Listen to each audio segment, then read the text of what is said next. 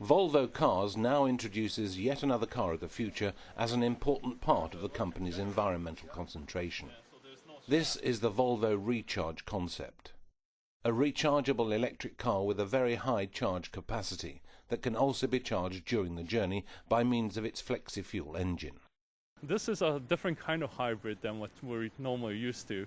It has an engine, but it does not have any shaft between the engine and the wheels. Actually, the wheels are driven by motors in the wheels themselves, inside the tires. And so you have 4 motors driving 4 wheels. It's called something called a series hybrid with wheel motors. This is a car of the future with many smart solutions. That is a very unique and actually a big improvement in car design, because it allows us to have a lot of flexibility and also improvements in terms of safety. Because now we move the motors to the wheels, we get much more crash protection in the front of the car that wouldn't be otherwise possible.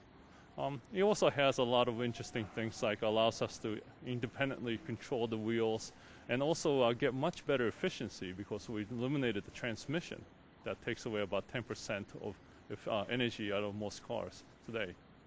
What is unusual about this car is the fact that it is driven by 4 wheel motors directly from the battery, and it is possible to drive 100 kilometers without recharging the battery. This means that 80% of all cars in the USA could be driven in an environment-friendly way without petrol. These cars are designed to operate up to 100 kilometers on batteries alone, which means that you could charge the car during the nighttime hours when the electricity is cheap and mainly on renewable electricity, so that you're mainly paying for electricity prices, to drive this car.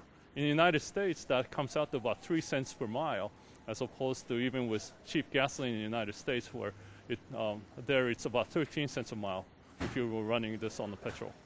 For Volvo Cars, this concept car is a vitally important step forward. But the big question that many people are asking themselves is if and when the car will be in production. That's something that I can't say right now, and some of it's going to depend on how well our suppliers meet the time targets. Well, it looks like we'll be looking at something like this after 2015 on the commonly seen on the roads. But it's very hard to say right now. I could safely say that this will not be the first kind of hybrid that we'll put out. We'll keep that a secret until later.